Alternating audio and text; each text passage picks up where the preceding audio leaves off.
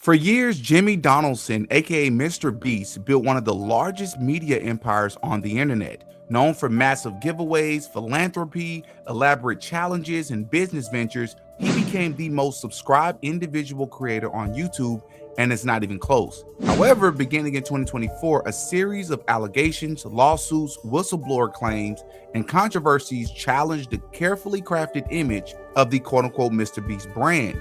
Some accusations remained disputed, some led to legal actions, and others resulted in public apologies and even internal investigations. In today's episode, we will be examining the very satisfying downfall or expose of one of the most fraudulent quote-unquote influencers ever on the internet. Welcome back to another episode of DD Got a Podcast, and of course, I'm your host, DD. I appreciate you all for being here as always. In today's episode, we will be discussing Mr. Beast. This video is long overdue, but it is definitely time that we speak about this because Patrick Bet-David just recently held a segment that's trending, revealing YouTube's new algorithm strategy and how even the biggest creators, who I believe to be industry plants, by the way, are suffering like never before, including the largest YouTuber in history, Mr. Beast himself. An article came out saying that YouTube today, interesting thing about algorithms with YouTube, Mr. Beast's viewership, they said, has dropped 50%. Why has it dropped 50%? He used to get these videos, 900 million views, 500 million views, 400 million views. But before we get lost in the YouTube's ever-changing algorithm conversation,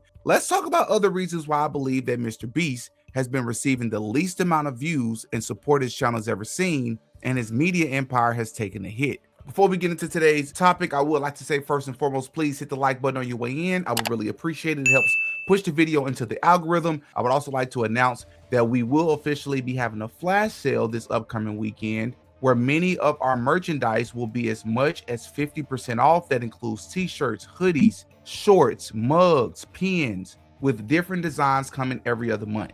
That is another way that you can support the work. If you would like to support the work by way of buying merchandise or at least checking out the merchandise, link is in the description. Another way to support the work as well is to subscribe to our Patreon, where you will have access to many videos you cannot find here on YouTube, including extended videos that you can find on YouTube. Link is in the description.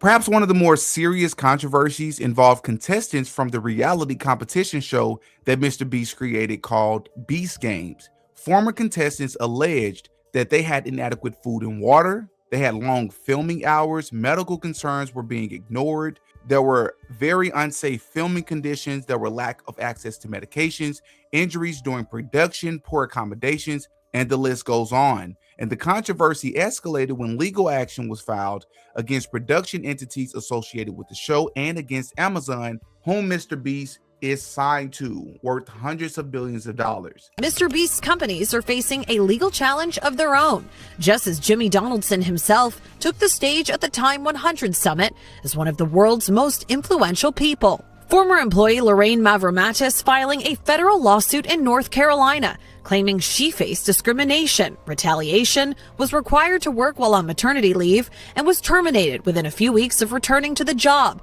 told she was too high caliber for the position. NBC News spoke with Mavromatis today in a broadcast exclusive. I do not want to be silenced anymore. I really want to use my voice. In the complaint, she alleges that she rose quickly inside the company after starting in 2022, but after recent concerns about sexual harassment, was demoted and transferred into what the lawsuit calls a division where, quote, careers go to die. Mr. Beast spokeswoman responding to NBC News, saying Mavromatis' position was eliminated as part of a restructuring, adding in a statement, quote, this clout-chasing complaint is built on deliberate misrepresentations and categorically false statements, and we have the receipts to prove it. There is extensive evidence, including Slack and WhatsApp messages, company documents, and witness testimony that unequivocally refutes her claims. We will not submit to opportunistic lawyers looking to manufacture a payday from us. Representatives for the production argued that the show involved logistical challenges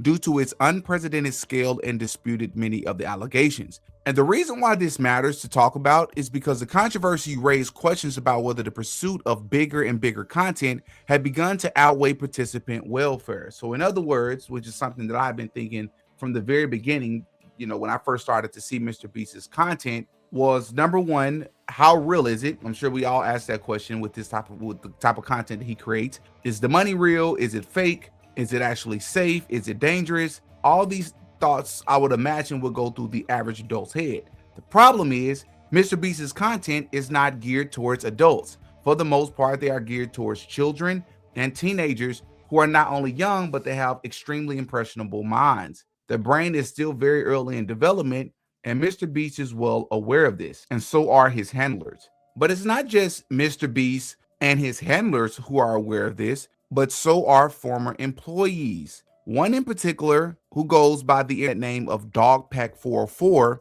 who is now a former employee and creator, released multiple expose videos targeting Mr. Beast's company over the past couple of years, and his allegations included claims that certain challenge outcomes were manipulated, some contestants were selected before filming, production practices were not always as transparent as viewers believed, the company employed individuals with troubling backgrounds, which we'll be getting into a little bit later, internal operations differ significantly from the public image, and then of course there are the illegal lottery and gambling-like promotion allegations, because over the years Mr. Beast has conducted numerous giveaways, including cash prizes, cars, merchandise promotions, sweepstakes, random winner selections, which is 100% promoting gambling to children at an early age, aiding in another huge addiction that is already a problem in this country, that which is gambling addiction. And these videos by Dogpack404 generated millions of views and became one of the most discussed creative controversies of the year. Mr. Beast intentionally manipulates these children's vulnerable minds for profit using 3 simple steps which closely align with the 3 major types of behavioral learning. Step 1 is getting the viewer to associate the brand with trust and authority. Mr. Beast videos are real, and he's a great guy that gives away big rewards to his loyal followers. I will show you irrefutable evidence in a minute that his videos are in fact fake. Step 2 is showing the viewers that when people interact with Mr. Beast in a way that benefits Mr. Beast, when they do what he tells them to do, they win big rewards. Is he subscribed? You are subscribed. Here's some money. Have a good day. Some of them feel like I just walk around with $1,000. It's like, oh, thanks for watching my videos. Hit that subscribe button because you might bump into me in real life and it might make you a lot of money. When people are devout followers of Mr. Beast, they get rewarded. And step 3 is finally calling on the viewer to act in some way that benefits the brand, promising big rewards in return. Now it's your turn to do what Mr. Beast tells you and you will win big rewards. But you actually won't unless you're famous or friends or family of a Mr. Beast employee. So young impressionable viewers are made to believe that Mr. Beast is a trusted authority who can give them big rewards. These young viewers are explicitly shown that dedicated followers or random subscribers like themselves are winning big rewards when they do what Mr. Beast tells them. These young viewers are explicitly told repeatedly that if they subscribe, if they buy products or act in some way that benefits the brand, they will win big rewards. On August 2nd, 2020, Mr. Beast live streamed him and his friends signing limited edition shirts celebrating 40 million subscribers. And here are just some of the clips from that stream. For those of you who are just joining, if you buy one of our limited edition 40 mil special shirts, we're celebrating 40 million subscribers with a really big video, then we will sign that shirt and some of them will get random prizes like this. In 10 minutes, right, because we gotta give them time to do their cart, we'll give 2 orders $500 each. 5 minutes, someone's getting $3 in their order. In 5 minutes, we're gonna do the same thing again. We're gonna put $1,000 in a random order. 2 minutes, newest order gets $2,000. Good luck, everybody. So this was a 6-hour live stream. They took it down off YouTube, but 5 hours of it are still up on their Facebook page. And during those 5 hours, I counted 46 illegal lotteries. These lotteries are also run poorly. Multiple times they would say something like, buy in the next 5 minutes for a chance to win. And then 7 minutes later go, actually, the newest order in 30 seconds is gonna win. In 5 minutes, we're gonna do the same thing again. We're gonna put $1,000 in a random order. Hey, Daryl, don't we owe someone $1,000? We do. Yeah, so, all right, so the newest order, in 30 seconds, we are gonna put $1,000 in your package. Stephen K. Okay? And there is no second giveaway 30 seconds later, like Jimmy said. This is just one very shady giveaway. They just go on to talk about how Steven made a profit. Steven's a handsome name. So he actually walked away with some money. We're proud of you, Steven. I counted 13 of these extra shady lotteries where they did not give the prize in the original time frame that they said. Okay, so we're gonna put 2 iPhones in this piñata and we're gonna give it to someone who orders a shirt in 3 minutes? 5 minutes. Buy a limited edition shirt or hoodie, and we're gonna pick a random one in 10 minutes and give them $2,000. Have we done iPhones yet? Oh, We did one. Oh wait, hey Daryl, first actually, before we do that, we never picked the piñata. So these clearly fit the definition of an illegal lottery. These clips are also not out of context. No one ever said no purchase necessary. There's nothing in the description or on the website. At one point, Mr. Beast is informed that they ran out of PlayStations, and he says, "Are we trying to not sell merch?" Our city is sold out of PlayStations. We don't have any. We have to give away. Are we trying to not sell merch? So he clearly knows that they're making more money by running these illegal lotteries. Another shady thing he did was constantly suggest that they're doing too many giveaways to make a profit. My guy over there doing the numbers is like, stop, please. Like, you do realize every time you give away an Xbox and $1,000, you don't make money. I'm like, oh, I know we're not gonna make money. What are we doing, guys? We're gonna check after the stream and it's gonna be like, oh no. What a waste. Yeah, I know. We're gonna break neutral. When there was just no way they were ever even close to losing money on this stream. I don't know who this is, but you just got a pair of AirPods. Oh my gosh, we're not making money. Guys, we need to stop giving everyone something. We've just lost like 7 almost grand.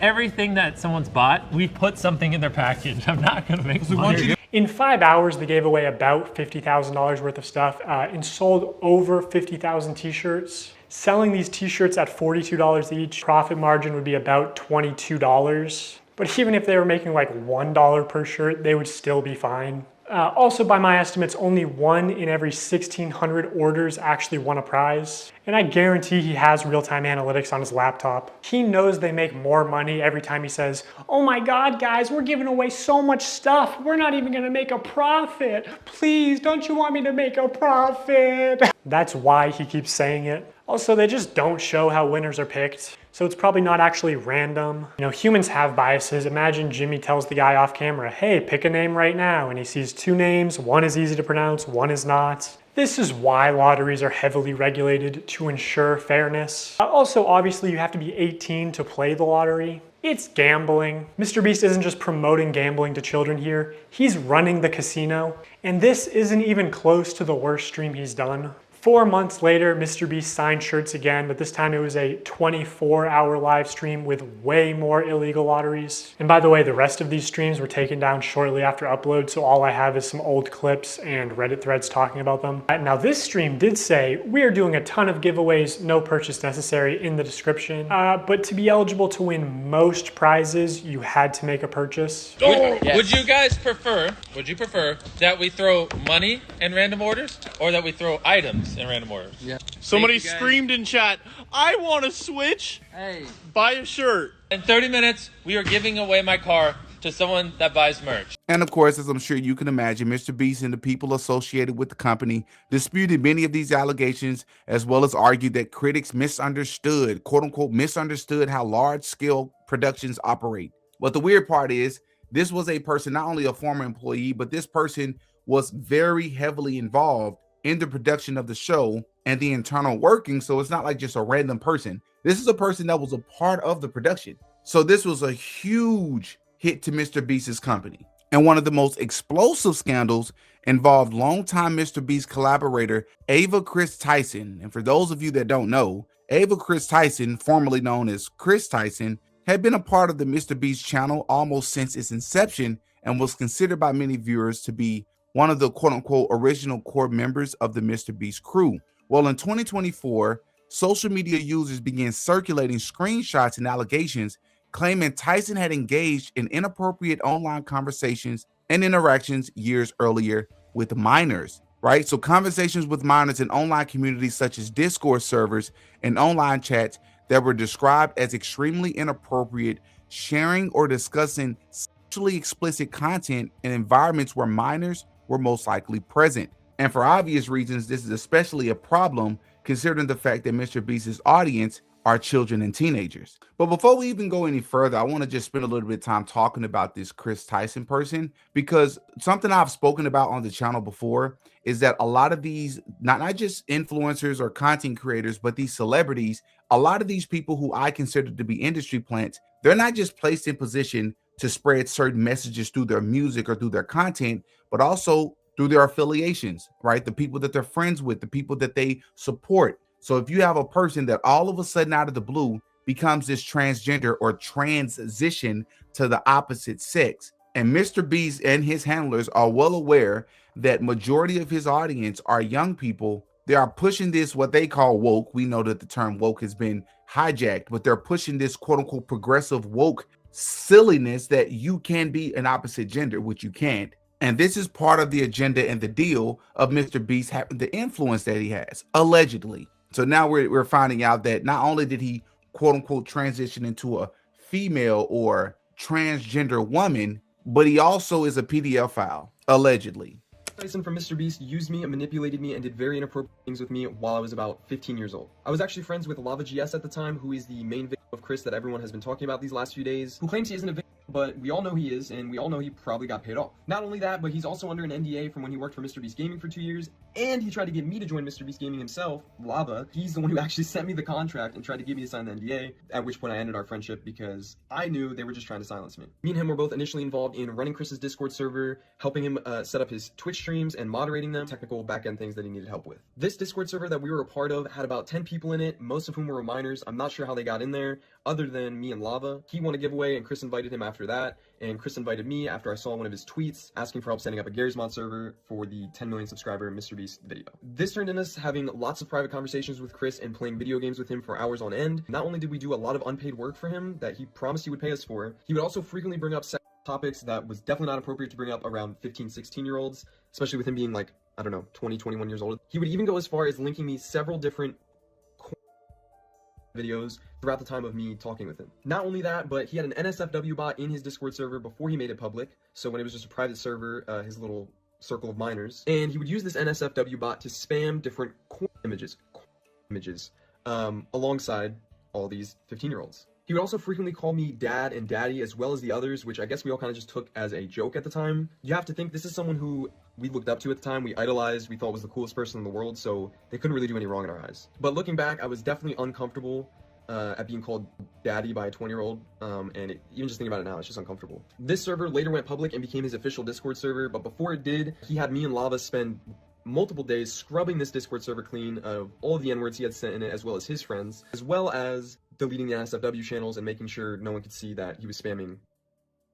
This story is so much bigger and runs so much deeper than any of you really realize. But it didn't stop there, as one of the most discussed accusations was that Tyson had engaged in quote-unquote grooming behavior. And then Jimmy, or Mr. Beast, will publicly state that he found the allegations disturbing and announced that Tyson would no longer be involved with the company while an investigation took place. He also stated that independent investigators would review the matter. But it gets worse, way worse, because there was also the controversy surrounding a man known as Delaware. For years, Mr. Beast fans had no idea who Delaware was. He wasn't one of the faces on camera. He wasn't one of the stars of the videos. But according to former insiders, he was someone who had been around the Mr. Beast operation for a very long time. Then internet investigators began digging, and what they found sparked one of the biggest controversies in Mr. Beast's history. The allegation was that Delaware was a registered PDF file who had previously been convicted of offenses involving a minor. And it is being alleged that despite his background, he had remained connected to the Mr. Beast operation for years.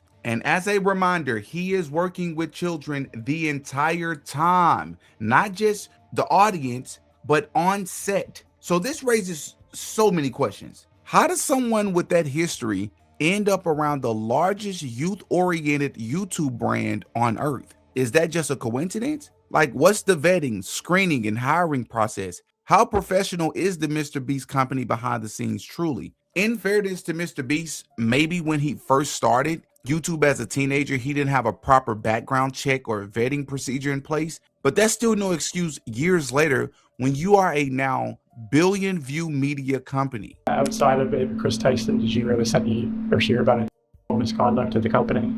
I've heard rumors. I can't confirm or deny anything. I don't have any tangible evidence, but I've heard stuff that if it could be investigated, that'd be great. But it's like water cooler talk. But I've heard things, yes, of course.